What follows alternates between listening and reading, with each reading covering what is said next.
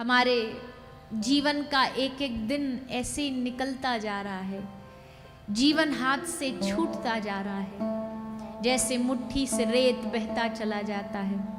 मेरे जीवन का हर क्षण ऐसे ही बीतता जा रहा है। मुझे हर दिन तुम्हारे करीब जाना चाहिए था, पर मैं करीब जाने की जगह तुमसे दूर होता चला जा रहा हूं। मुझे तुम्हें पाने के प्रयास करने चाहिए थे, पर मैं संसार को पाने के प्रयासों में लगा हुआ हूं।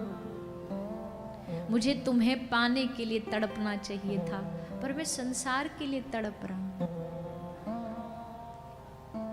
जीवन का उद्देश्य भूल गया हूं, जीवन का लक्ष्य भूल गया हूं।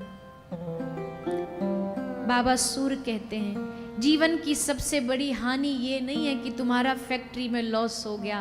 जीवन की सबसे बड़ी हानि ये नहीं है कि कोई तुम्हारा अपना तुमसे दूर हो गया। जीवन की सबसे बड़ी हानि है कि जब तुम भगवान को भुला दो, जब तुम भगवान को विसार दो, जब तुम उनकी विस्मृति कर दो। समय बीतता चला गया किस चीज में? सूरदास जी कहते हैं, हरि सुमिरन बिन खोए किते दिन, हरि सुमिरन बिन खोए,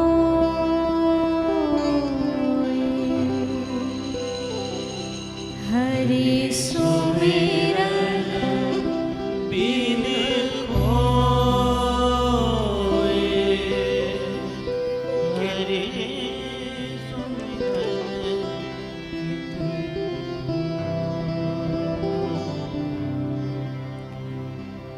पर निंदा रस ना के रस करी, पर निंदा रस ना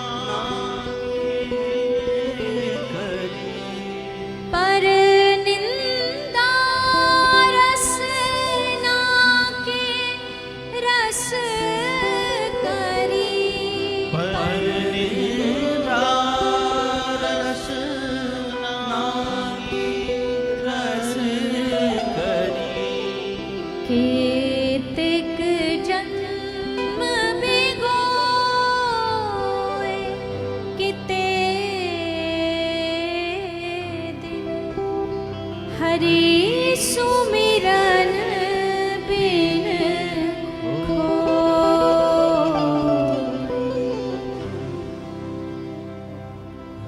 हरि सुमिरन बिन खोए किते दिन, हरि सुमिरन बिन खोए। हरि सुमिरन बिन खोए, और सुमिरन खो के उसकी जगह कमाया क्या? पर निंदा।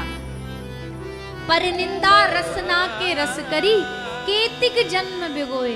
भैया, ये जिव्या मिली थी हरि स्मरण के लिए, ये जिव्या मिली थी हरि भजन के लिए, पर अभी ये जिव्या कर क्या रही है? बस पर निंदा, दूसरों की बुराई, दूसरों की पर निंदा कर करके जिव्या को रस आता है, उसी में मस्त रहती है, उसी में आनंद लेती रहती है। अभी भगवान का भजन करने बोल दो, नाम जपने बोल दो, तो एकदम शांत हो जाएगी, चुप बैठ जाएगी जिव्या। पर किसी शत्रु की बुराई करने बोल दो, फटाक से 10 अवगुण बता देगी। ऐसे करते करते जीवन बीत रहा है। सूरदास जी कह रहे हैं, सूर अधम की कहो कौन गति, सूर अधम की कहो कौन गति, सूर अधम